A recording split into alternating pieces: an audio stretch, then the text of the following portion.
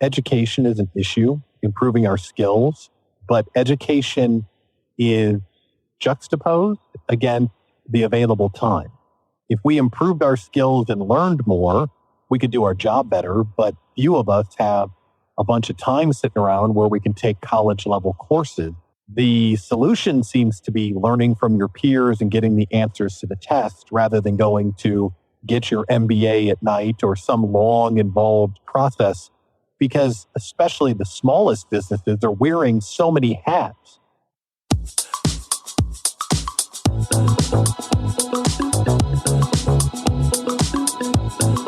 Hey, it's the Profit Answer Man, Rocky Lalvani.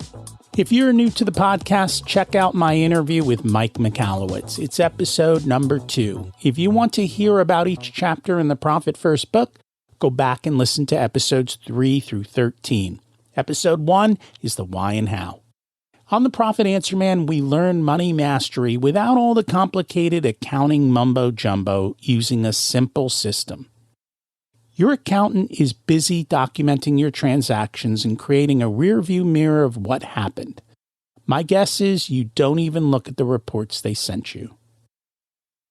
If you're like most business owners, you struggle with this, and it's not your fault.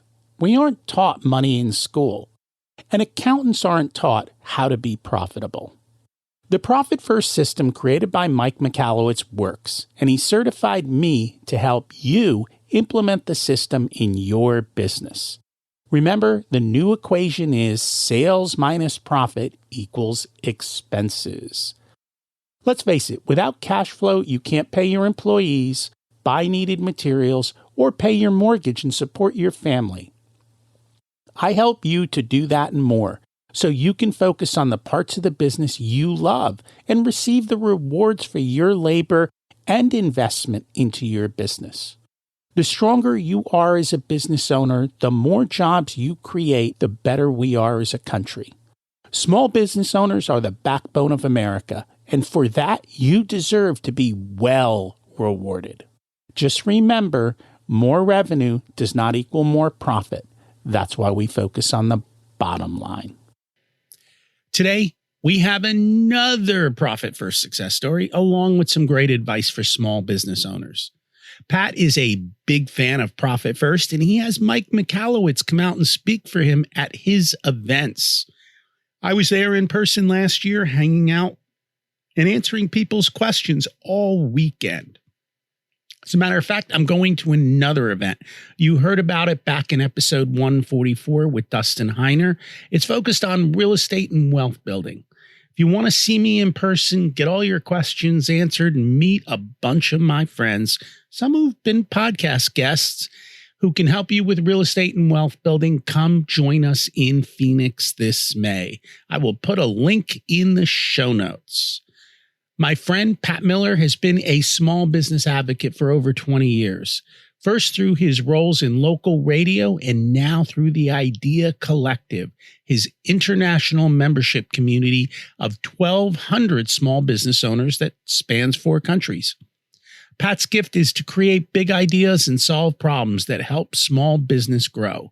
And he's extremely passionate about helping entrepreneurs lean into their passions professionally and personally to make it happen. Let's meet Pat.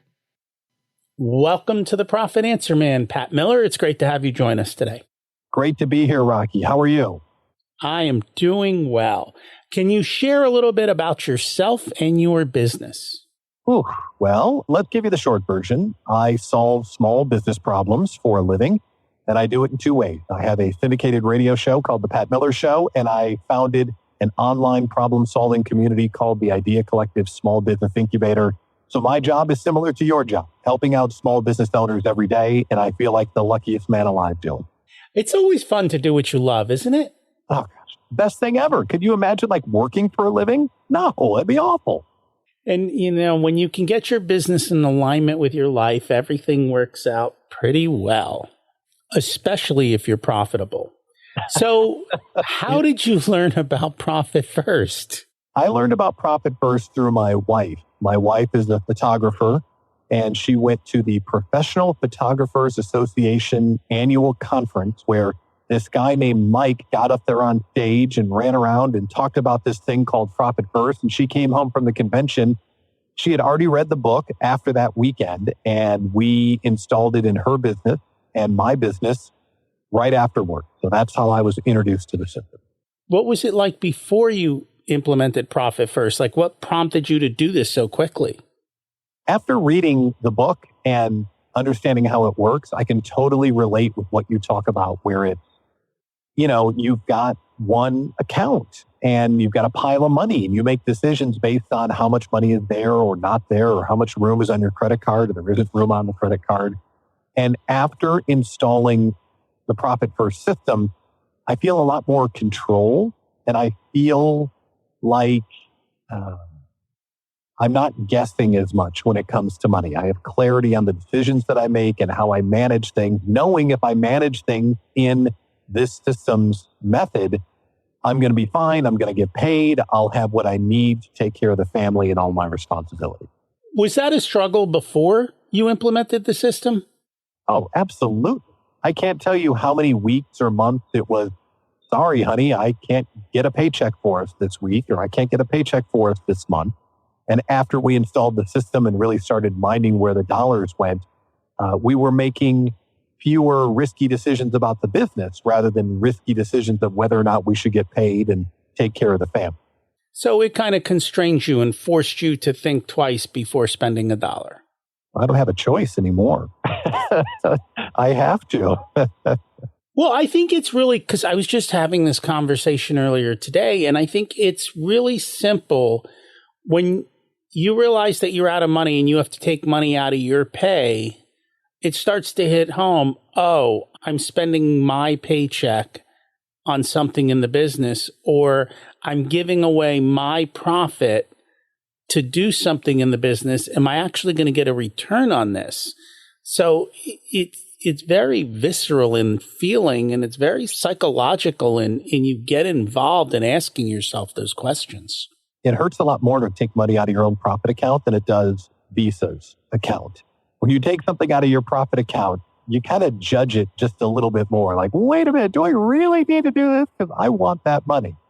And I find the same thing myself. I have a tendency to like to go places for the business, travel, and I've learned to watch it and to question it a bit more, because I realize, oh, wait, there's nothing left in OPEX. I screwed up.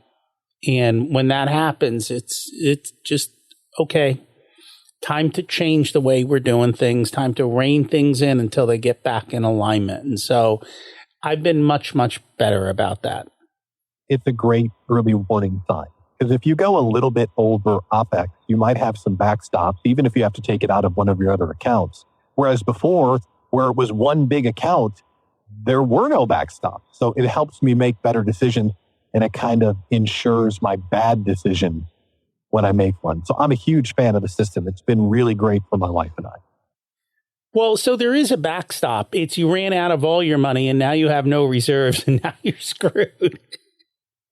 So that's the backstop. Now we have earlier backstop, so that never happens to you. You know that you're in trouble long before you truly are, which is important. So you work with a lot of small business owners. What are some of the biggest struggles that you see them facing?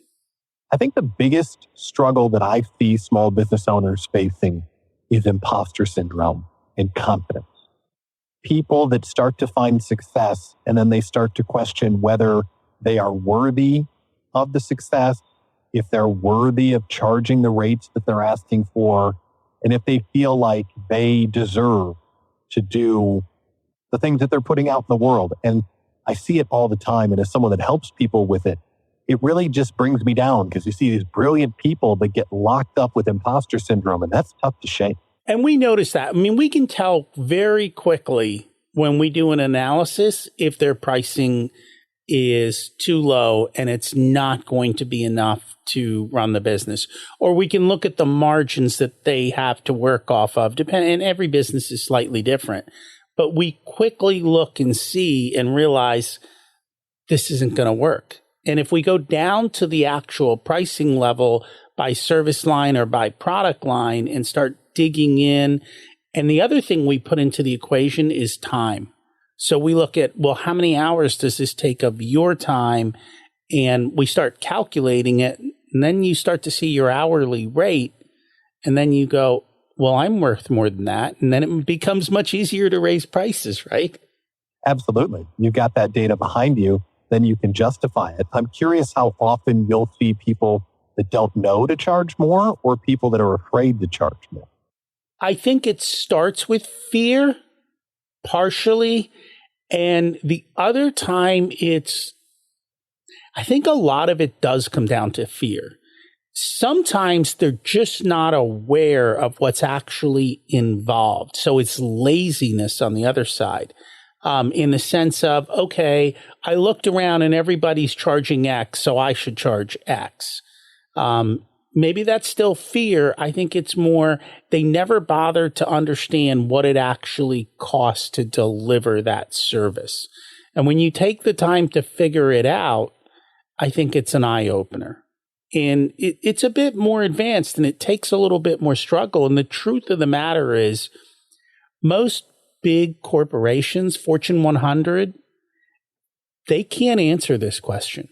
They many times don't have a clue of where their profit is and where their money drains are.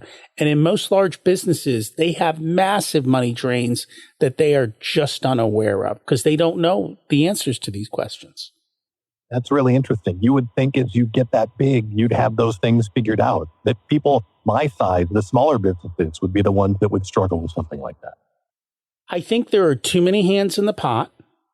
And then you start to get into too many parts of the pot. So if you think about it, if a company is selling a product and they're a large corporation, who in the company knows, well, how much did all of the inputs cost? Who in the company knows how much labor was put into it? Now, in a large company, you've got, let's call it distributive costs, right? You've got a legal department and maybe you've got some other departments like tech support and all of that. How do you assign those portions of the cost to that part of the business? And who's actually keeping track of this? I can assure you the CFO is not. They're not down into the weeds like this. And the reality is most people in the company, nobody wants to raise their hand and say, my division's unprofitable, right? And honestly, more often than not in a large company, these people are playing musical chairs and they're never there long enough to care. Everyone's just like, hey, I had a goal. It was this much revenue. I did that much revenue. Life is good. Nobody questions it further. And they've talked about this. You know, it's funny how we'll take a mid-sized business. And by mid-size, let's say it's 20, 30, $100 million. The business owner can sit down with their 4 or 5 departments and everyone can hit their goal, but the business owner doesn't hit their goal. And it's because of this same thing. They haven't gone down deep enough to understand where the profit and where the loss is. And it's not easy to do. And I think that's part of it. It's not the easiest thing to do. But smart companies that do this, it's phenomenal. You know, right now, everyone's talking about all these electric vehicle cars. I was just reading the other day, GM was selling the Volt back in the day for about $49,000. It cost them $79,000 to make it. Think about that. Why would they do that? Did they explain why they did that? I have no idea. I think they wanted proof of, who knows? We have to have an EV product, right? Yeah. So the answer is always the same. Well, we just need to scale more. We just need to sell more and we'll be more profitable. I think more often than not, that's a false assumption because unless you can get economies of scale, which many times you can't, it doesn't work out. So I have no idea why they do these crazy things. We all do crazy things, don't we? Yeah, we do. Yeah, definitely. What other issues do you see that small business owners face beyond the imposter syndrome? Similar to what you were talking about, education is an issue, improving our skills, but education is juxtaposed against the available time. If we improved our skills and learned more, we could do our job better, but few of us have a bunch of time sitting around where we can take college level courses. The solution seems to be learning from your peers and getting the answers to the test rather than going to get your MBA at night or some long involved process, because especially the smallest businesses are wearing so many hats that we have to know a little bit about a lot of different stuff. And sometimes that's that short-term problem solving that we have to invest our time. I have an MBA. They don't tell you how to run a business. No, they don't. They don't. So college isn't the answer. No. I'm a big fan of who, not how. Sure. Which is, we don't need to know every answer. Let's find an expert who can either help us do it or teach us quickly, which is kind of what you talked about, is the peer method of who can help me figure this out, not how do I figure it out myself. It's asking for help. Do you find people are afraid to ask for help? Yes, definitely. I did a podcast for a long time that was based on coaching. Call into the show. We'll do some brainstorming for your business on air. Very few people wanted to come on because they didn't want to be seen as someone that needed to ask for help. There was a lot of pride, I think, locked up in that. So I think people are conditioned that they have to be the expert all the time. And sometimes they won't just set aside what they know and ask for something that they can improve upon. And part of that is because out in the world, it's not necessarily a safe place to say that you don't know something. You need to find a trusted group of people, or you need to find a safer place where you can be more vulnerable, or you could have some bad experiences if you do that out in the open sometimes. So how do you break through it? Yeah, it's an authenticity thing. I think people trust people that ask for help.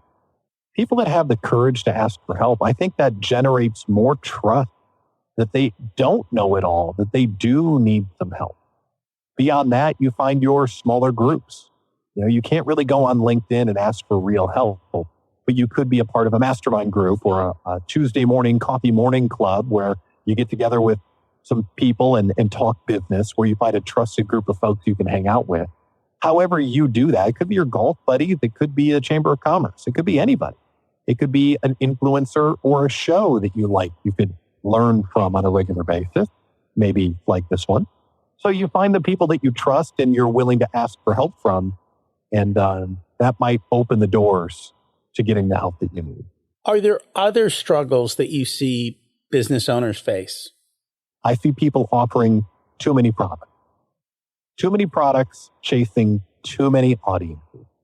And they wonder why they don't have any traction and no one thinks of them first when it's time to buy a product.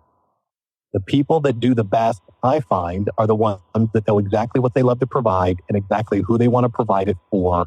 And as they get more narrow on their audience, more narrow on their product, they end up raising their authority, raising their prices, and generally doing what they love more often. They're niching down. I think Mike even talks about that story in the book about the guy who came to fix his house and how he kept showing him other things that needed repaired. And Mike kept saying, sure, go ahead and do it. But at the end of the day, the guy made a fraction of the money for his time because he was a generalist and he wasn't actually niching down, being great at one thing and being able to charge a premium price for that specific thing that you do. Yeah, it's the premium price, but also the notoriety and recall. If you're exclusively a mindset coach for working mothers who are launching a business, you can be thought of first when there's a working mother that's launching a business that needs a mindset coach. It helps the recall and the awareness, which is something that's really tough to break through with right now. There's a lot of noise in the world, isn't there? Mm-hmm. Any ideas on how to break through the noise? Is it just niching down or are there other ideas? Niching down, I think being authentic is a great way to do it. If you put things out in the world that looks and sounds like everybody else, you're going to get the results that everybody else gets. If you want to really get someone's attention, do things that stop the scroll. And one of the best ones right now is just being real, just talking to people, showing up, video too, doing video as a real human being, giving people a slice of your real life, that's something that always works really well. So I think a lot of business owners are afraid to get on camera. Mhm. What do you tell them? Some people won't do it, and some people have reasons way more important than marketing their business as to why they're not confident to be on camera. So I don't like to push people too much if they have self-esteem issues or other reasons why they don't want to be on camera. But if in general they just have never done it, it doesn't take too long of them doing it and seeing the results to go, oh, that works. I'm going to do that again. And people love it, especially in those sterile rooms like LinkedIn. If you show up as a human being, not some thought leader wannabe on LinkedIn, you can get some terrific traction if you're really being authentic in some of the places where people are conditioned not to expect it. I do video on LinkedIn. It's called The Road Less Stupid. There you go. I'm going to have to work on getting more views, though, little by little. That's great. So one of the things that you've done is to create a safe space for people to come together as business owners and work on these different areas. Can you share a little bit about that? I'd be happy to. The Idea Collective Small Business Incubator is a group of entrepreneurs that have decided to get together to change the statistics around small business. The SBA says 50% of us are going to fail by year 5. And as a group, we're trying to fix it by solving the problems that get in the way. So our mission is to help business owners 5 and thrive. Get to year 5, and then once they get there, build their business of their dreams so they can thrive and find meaning and purpose into the future. And the primary way we do it, as you said, create a safe place where people can get their problems solved, answer questions, capture opportunities, and more often than not, just be there for other people. Last week, every Friday, we do a show that we call Friday Finish Line. And on Friday Finish Line, we all get together, we celebrate our wins. And last week, we had an entrepreneur that was on the call. And hey, Sally, what are your wins this week? She said, you know what? I don't have any wins this week. I had a terrible week. But you know what? I wanted to come here and hear everybody else's win because I just needed to be picked up. And then this call full of people just poured out love and support for this person and really made her day, made her week. And as we started talking with her, this is the cool part. As we started talking with her, she started to remember all the good stuff that did happen this week, that she had drowned out with all of the problems that got poured on top. So making people feel like they're good enough and that they can win the small business game, those are some of the outcomes that happen inside.